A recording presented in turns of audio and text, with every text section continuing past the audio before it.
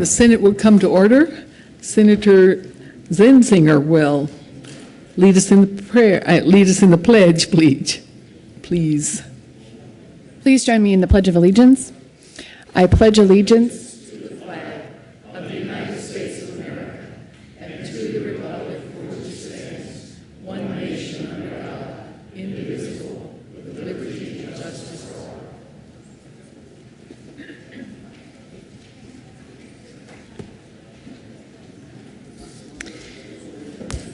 Mr. Majors, would you please call the roll?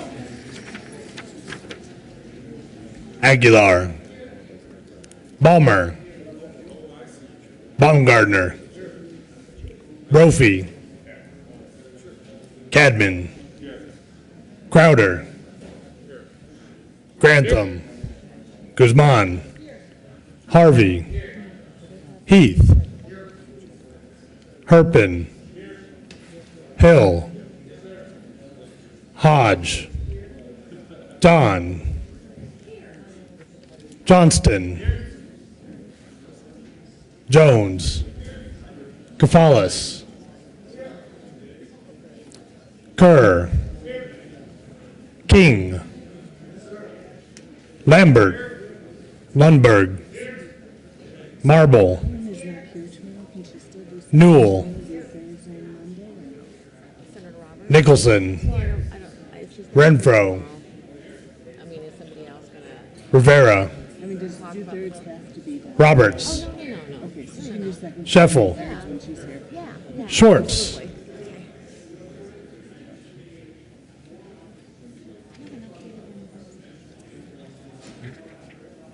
Schwartz, Absent. Stedman, Toktrop, Todd, Uleberry, Zenzinger. Madam President. Here. With 34 present, 1 absent, 0 excused, we have a quorum. Motion to adopt the journal. Senator Rivera.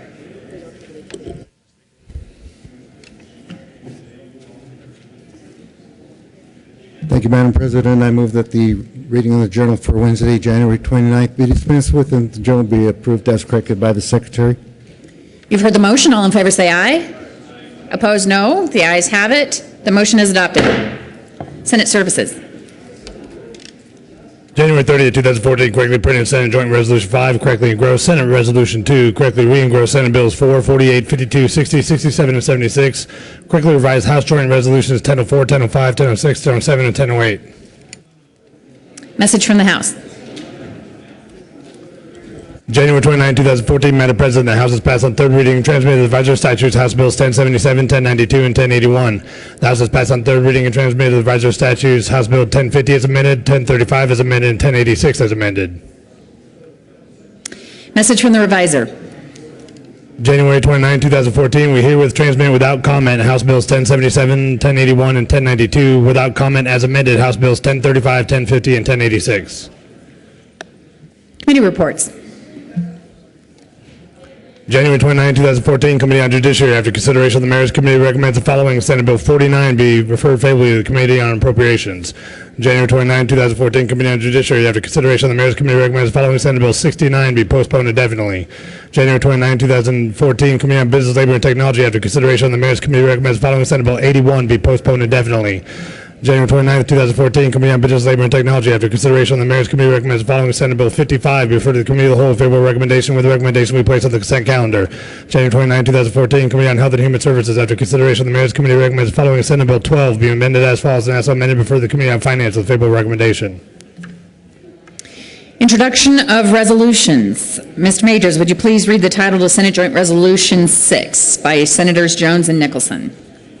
Senate Joint Resolution 6 by Senators Jones and Nicholson and Representative Exum concerning the Granite Mountain Interagency Hotshot Firefighting Crew and in connection therewith honoring the service and sacrifice of the 19 members of the crew who lost their lives on June 30th, 2013 while battling the Yarnell Hill Fire in Arizona. Mr. Majority Leader. Thank you, Madam President. I move that SJR 6 lay over until Monday, February 10th. The motion is to lay over Senate Joint Resolution 6 until Monday, February 10th. All in favor say aye. Opposed, no. The ayes have it. SJR 6 will lay over till Monday, February 10th. Please add Senator Schwartz to the morning roll call. General orders, second reading of bills, consent calendar. Senator Nicholson.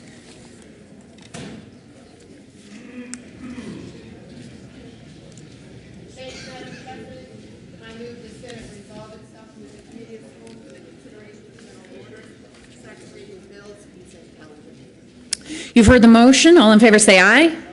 Opposed, no. The ayes have it. The Senate will resolve itself into the Committee of the Whole for consideration of general order, second reading of bills, consent calendar. Senator Nicholson will take the chair. The committee will come to order. The court rule is relaxed. Mr. Majors, would you please read the titles to all the bills on the general orders, second reading of bills, consent calendar?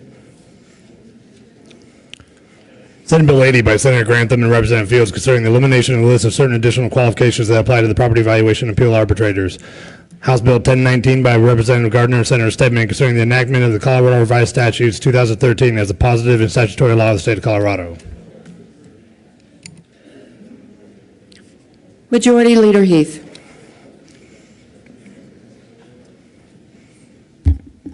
Thank you, Madam Chair. I move the adoption of all the bills on general order, second reading of bills, consent calendar, including Senate Bill 80 and House Bill 1019.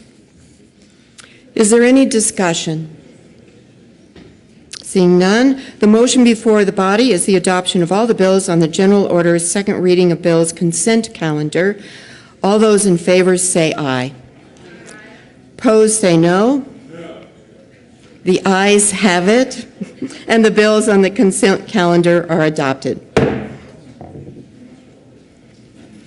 Majority Leader Heath. Thank you, Madam Chair. I move we rise and report. The motion is for the body to rise and report. All those in favor say aye. Opposed say no. The ayes have it, and the motion is adopted. The committee will rise and report.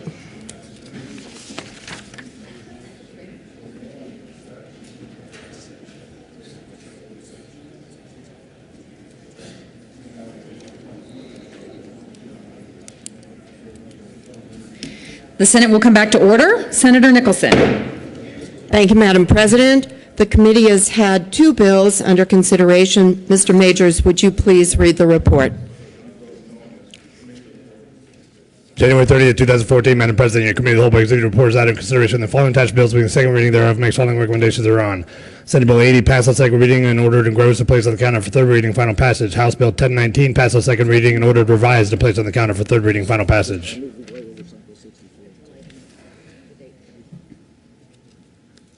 Senator Nicholson. Thank you, Madam President. I move the adoption of the report. Is there any discussion on the committee report? Seeing none, the question before the body is the adoption of the Committee of the Whole report. Are there any no votes? With 35 ayes, 0 noes, 0 absent, and 0 excused, the committee report is adopted. Senate Bill 80 passed on second reading and ordered engrossed and placed on the calendar for third reading and final passage. House Bill 1019 passed on second reading and ordered revised and replaced on the calendar for third reading and final passage.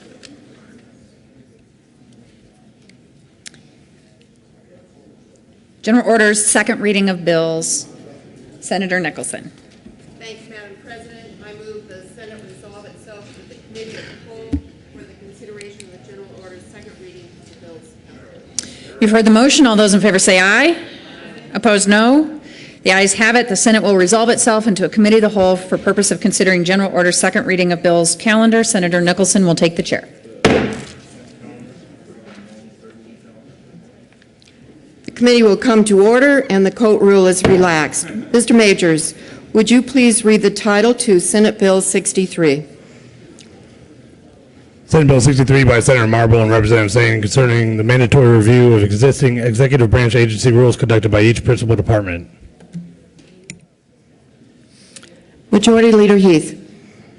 Thank you, Madam Chair. I move we lay over Senate Bill 63 until tomorrow, Friday, January 31st. You've heard the motion. All those in favor say aye. Opposed, say no.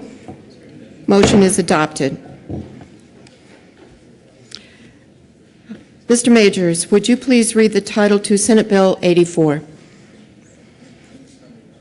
Senate Bill 84 by Senator Roberts and Representatives Corum and Labuda concerning the election of a county commissioner in a county with a population of less than 70,000 by the voters residing in the district from which the commissioner runs for election. Senator Roberts. Thank you, Madam Chair. I move Senate Bill 84 and the State Affairs Committee report. To the State Affairs Committee report. Thank you, Madam Chair. The committee report takes out a section in the bill that would allow the reversal of when a county votes by district to push it back to at large.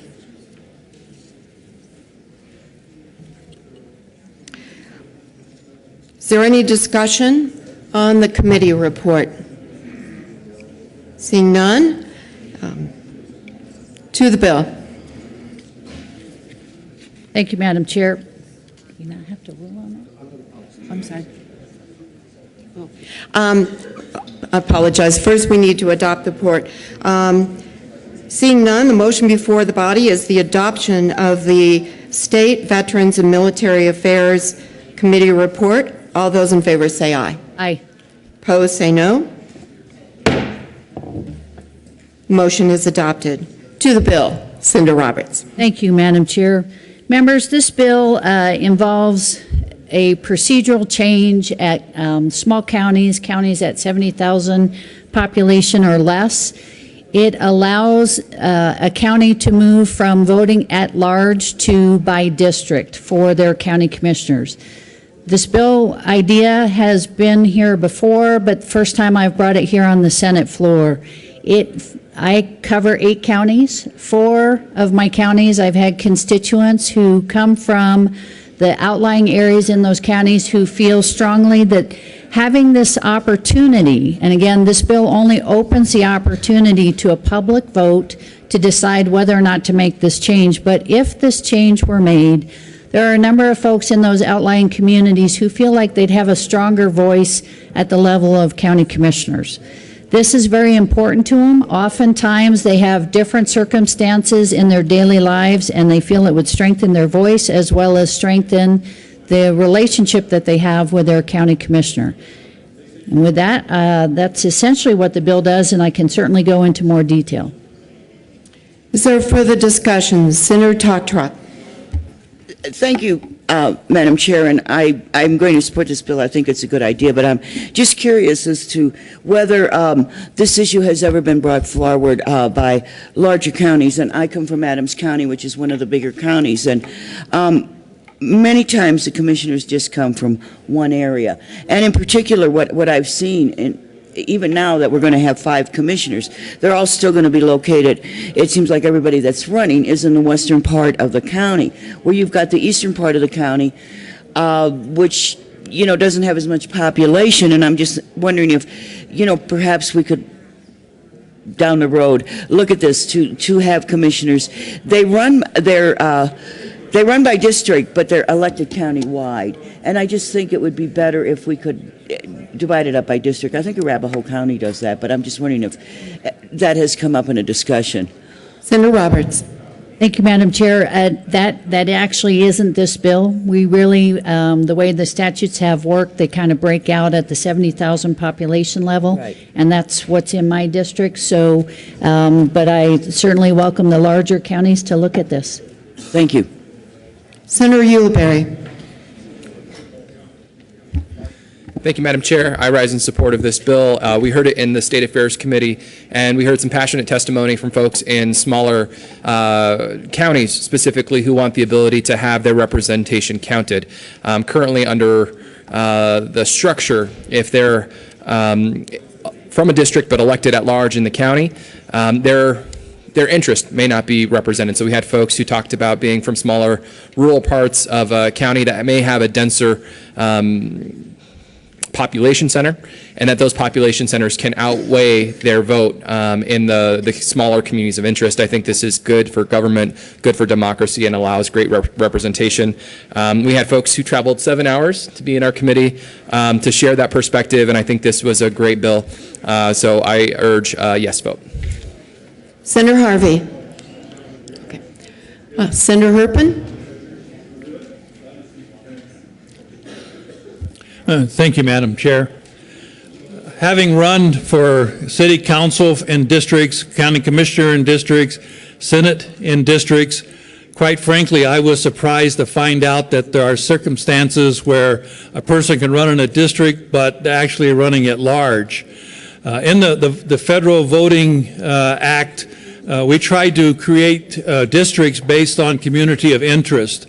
And it appears to me that this is an opportunity for these rural counties to elect a representative that lives in their district and is voted on in their district, and to give that district more of a voice. And so I wholeheartedly support this bill and recommend a favorable vote on it. Thank you, Madam Chair. Senator Grantham. Thank you, Madam Chair, and also rise in support of this. And it's a great bill, a great idea that actually allows the people in the individual counties and the rural areas to determine what's best for them. And this doesn't necessarily guarantee a particular outcome in one way or the other, but it does allow a larger degree of self-determination for these smaller counties, and I think that's always better.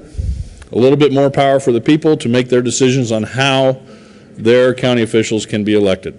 So again, I support this and appreciate the sponsors' efforts on this bill. Thank you, Madam Chair. Senator Swartz. And thank you, Madam Chair. And I also rise in support of the bill. I think what we find is in rural counties, especially in our mountain areas, that you have unique characteristics in different in the same county, and so you have different industries or different interest groups, and they could be separated by a pass or a mountain range. And so what I think we are providing in this bill is to have representation of the interests that could be unique to that geographic segment of a county. So this is I think a really important step forward. I know it's been discussed a long time in my 7 counties, but I think the option is a valuable opportunity. Senator Roberts. Thank you, Madam Chair. So I renew my motion for the adoption of Senate Bill 84 and ask for an aye vote on second reading. The motion before us is the adoption of Senate Bill 84. All those in favor say aye. Aye. Opposed say no. Motion is adopted. Mr. Majors, would you please read the title of Senate Bill 59? Senate Bill 59 by Senator Guzman and Representative Lawrence concerning eliminating the statute of limitations for offenses that accompany sex offenses that are not subject to a statute of limitations. Senator Guzman. Thank you, Madam Chair. I move Senate Bill 59 and the Judiciary Committee report. To the Judiciary Committee report, Senator Guzman. Thank you, Madam Chair. In the Judiciary Committee, there was an amendment that was added, L002, which basically did some things. One was that it limited the bill to felonies, and it makes an exception if there is no probable cause for the sex offense, and makes the bill applicable to crimes committed on or after July 1, 2011. I move the adoption of the amendment of the Judiciary Committee report. Is there any discussion on the committee report? Seeing none, the motion before the body is the adoption of the Judiciary Committee report. All those in favor say aye. Opposed say no. The ayes have it, and the Judiciary report is adopted. To the bill. Thank you. Thank you, Madam Chair. Under the current law, certain sex offenses are not subject to a statute of limitations, but accompanying non-sex offenses are subject to statute of limitations, and this bill will eliminate the statute of limitations for those accompanying offenses. Senator Lundberg. Thank you, Madam Chair. Members, if you look at the committee vote, you discover that I did not support this bill coming out of committee, and I believe it's important to describe to you why and point out some of the dynamics of this bill. The sponsor described it accurately, that the legislature, I think if I recall, it was back in 2000, actually lifted the statute of limitations for these sex-related crimes, largely because of the, at that time, coming technology of DNA. I mean, they had it, but it's so much more developed today. And so there's a logical nexus here for the proper application of justice. But so too, in our system of law, and it was pointed out in committee that this is not some recent notion, but it goes to English common law and even goes back to Roman law, that there has been a statute of limitation for many crimes for many reasons. Evidence gets older, memories slip, a whole range of issues, and in our system of law, there is a statute of limitation to many crimes. This bill says if it's related, if those other potential, or if those other crimes are related to this sexual offense, that the statute of limitation will be waived, will be eliminated for those crimes as well. The concern I have is this is creating an exception to a rule that has really proved its efficacy, I believe, as the appropriate way to balance the justice between the accused and the victim, and indeed the justice that's required just for the culture as a whole, and the moral implications of why we must apply justice for a crime that's committed. It's balancing those two, because we're always trying to determine who is guilty and who is not. And so this limitation has been placed for most crimes. But this takes all of the crimes that would be interpreted as related to that sexual offense as having no limitation. Now, I asked a question that kind of flipped the switch for me the most, was, okay, if that initial sexual related crime is adjudicated as not guilty, what happens to the other charges that would have been off the books because of the extraordinary amount of time that had passed? And the answer is, as the bill is constructed, well, they're still going to be prosecuted under those potential crimes as well. That is more of a wholesale elimination of the statute of limitations than I believe is appropriate without this one point. And to me, this is a critical point, because maybe we do need to revisit this entire issue of statute of limitations in the light of current technology with crime investigations. But I believe it's a decision that should not be made in a patchwork fashion, because what we will end up with this bill having been passed is, under certain circumstances, the statute of limitations for any crime will go away.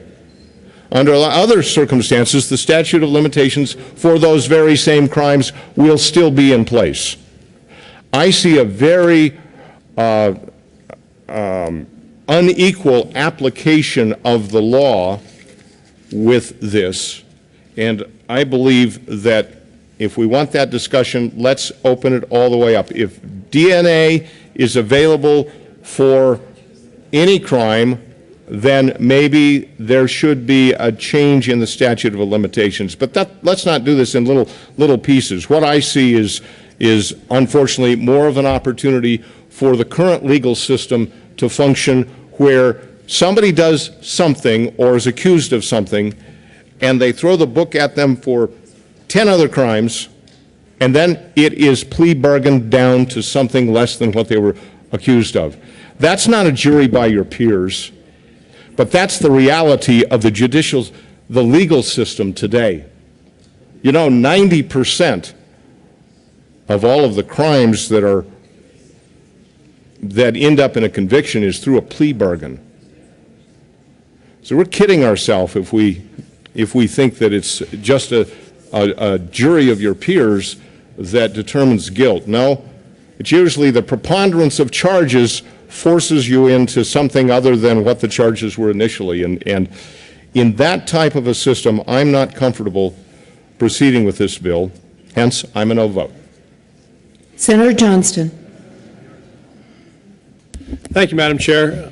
So I want to talk for a minute about what the impact of this bill is on real people. What does this actually look like?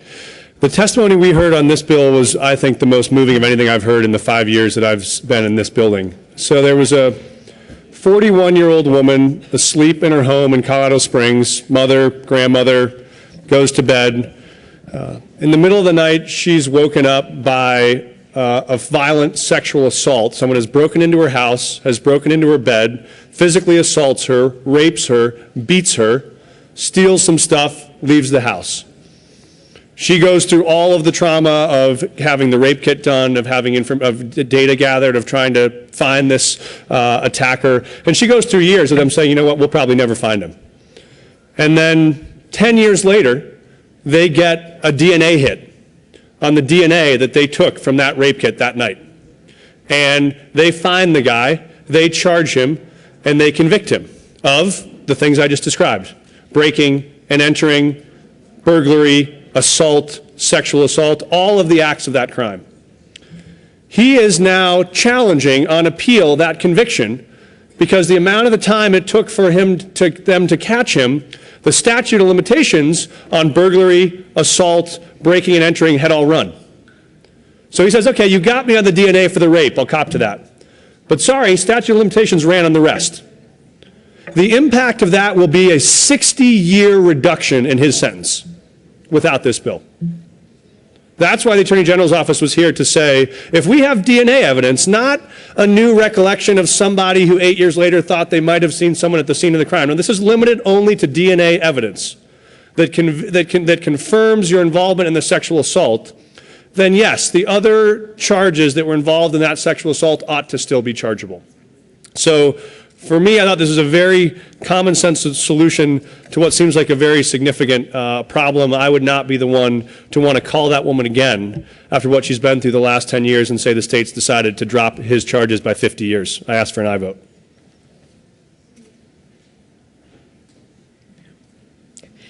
There is an amendment on the desk. Mr. Majors, would you please read Amendment L004? Amendment L004, Senate Bill 59 by Senator Guzman, amend printed bill, page 3, line 1, strike 2014 and substitute 2011. Senator Guzman. Yes. Thank you, Madam Chair. Members, this amendment is needed because we inadvertently left out an area where we wanted to change the dates. And this bill amends page 3, line 1, where we're going to strike 2014 and substitute 2011 when the actual bill would take place. Oh, Senator Guzman, if you would move your amendment. Thank you, Madam Chair. I move Amendment L004. Is there any discussion on L004? Seeing no interest in discussion, the motion before the body is the adoption of Amendment L004. All those in favor say aye. Aye. Opposed say no. The ayes have it, and the amendment is adopted. To the bill, Senator Guzman. Senator Renfro, I apologize. I recognize Senator Renfro. Thank you, Madam Chair. It's to the bill now, I guess. I would have came up on the amendment if I could have got here sooner. Are there specific, I guess, crimes or issues that are out there to change this date to everything that was committed before 2000 or back to 2011 that happened in 11, 12, or 13 that we're trying to, well, why did you pick that date? Why didn't we just go further back in time? Because we still have cases in our, that are 20 years old that are in our system. So why is there a case out there that prompted a 2011 time as opposed to just going forward with this, or why did we pick this date? Senator Johnston. Thank you, Madam Chair. I just jumped up because I had that same question on committee, Senator, and I thought it was like an ex post facto, you're going back to 2011, and what they explained to us was that the statute of limitation on a lot of these class of crimes, like the breaking and entering, the burglaries, is a 3-year statute. So that 3 years will have run by July 1st, 2014. So you take the effective date of the bill, and then it's the 3-year window of that statute of limitations. So all it says is it's just adjusting for what the normal 3-year statute is. I didn't know that either.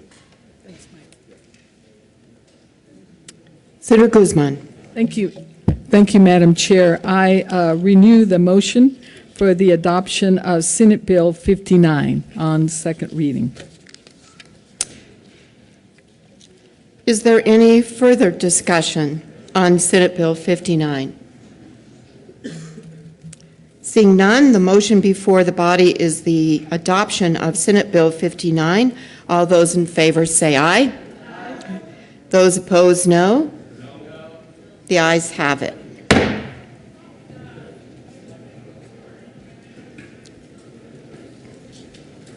Majority Leader Heath.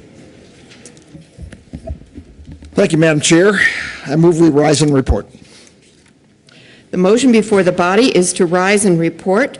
All those in favor say aye. Those opposed say no. The ayes have it, and the committee will rise and report.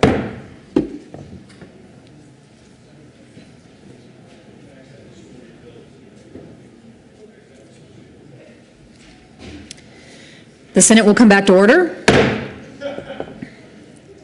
Senator Nicholson. Thank you, Madam President. The committee has met and had a number of bills under consideration. Mr. Majors, would you please read the report? January 30th, 2014, Madam President, your committee, the whole Biggsley report is that in consideration the following attached bills being the second reading thereof makes following recommendations thereon.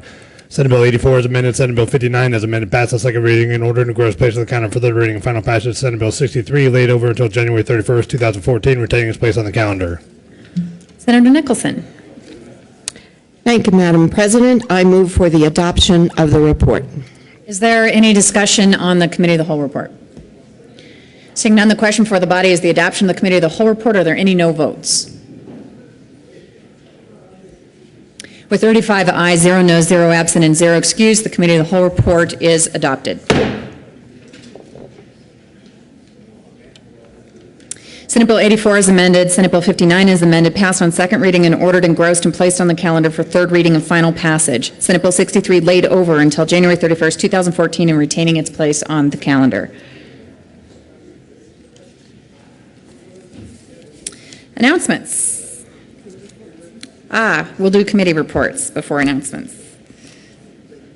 January 29, 2014, Committee on State Veterans and Military Affairs. After consideration, the Mayor's Committee recommends the following Senate Bill 91 be postponed indefinitely. January 29, 2014, Committee on State Veterans and Military Affairs. After consideration, the Mayor's Committee recommends the following Senate Bill 77 be postponed indefinitely. January 29, 2014, Committee on State Veterans and Military Affairs. After consideration, the Mayor's Committee recommends the following Senate Bill 45 be postponed indefinitely. January 29, 2014, Committee on State Veterans and Military Affairs. After consideration, the Mayor's Committee recommends the following Senate Bill 44 be postponed indefinitely. Members, we are privileged today to be joined by former Senator Lou Entz with us on the floor this morning. Please welcome back Senator Entz to the floor.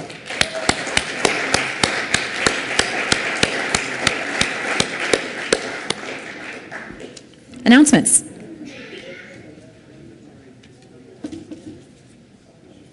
Senator Newell and Zenzinger. Thank you, Madam President. Members, you might know that today is Colorado Behavioral Health Day at the Capitol, and we wanted to acknowledge the Colorado Behavioral Healthcare Association and all of its community network in a tribute. So we are not going to read the whole thing, but we did want to just say shortly that mental illnesses and substance abuse disorders together are referred as behavioral health. They are treatable. Recovery is possible when appropriate treatment services are available and accessible. Colorado's community behavioral health providers play a critical role in responding to state emergencies and tragic events and are an essential resource for healing individual and community trauma. And many of us in our own communities have had that. Investing in community-based behavioral health services has been proven to reduce recidivism, increase public safety, and save taxpayer dollars. So we would like to acknowledge the Colorado Behavioral Health Care folks here today for their hard work to this challenging but critical area of healthcare, and particularly when we have seen the statistics of the rising rates of suicide, of the rising rates of prescription overdose, prescription drug overdose. So these are events and statistics that have faces behind them, and we want to make sure that we acknowledge those providers who are out there in the communities helping with that. Senator Zenzinger. And to that point, here's an example of such an agency. Today with me on the Senate floor are clients, family members, community advocates, board and staff members representing the Jefferson Center for Mental Health, the community mental health center serving Jefferson, Gilpin, and Clear Creek counties. 55 years ago, Jefferson Center opened their doors to a community mental health clinic with 3 part-time administrators and 1 part-time psychiatrist in the basement of Jefferson County Courthouse. Today, the center has grown and has since been voted one of the Denver Post top workplaces with more than 500 staff in 20 locations and 35 schools throughout Jefferson, Gilpin, and Clear Creek counties. They serve more than 19,000 people of all ages each year through mental health and substance abuse treatment, care coordination, prevention, and community programs such as mental health first aid. They are innovative in how they provide care. They work to integrate the behavioral health and physical health and care deeply about the health and wellness of their community. And so therefore, it's my honor today to welcome all of them and all of the other mental health representatives from around the state. Would you all please stand now so that we may recognize you?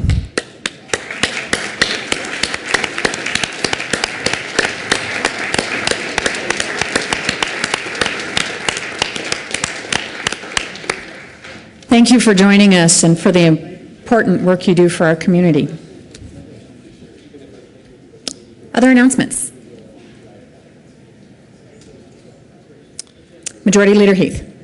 Thank you, Madam President. I have no other announcements other than to say that all committees are meeting as scheduled. And with that, I'm going to move we adjourn till 9 a.m. Friday, January 31st. You've heard the motion. All in favor say aye. Opposed? The ayes have it. The Senate will adjourn until tomorrow, Friday, January 31st.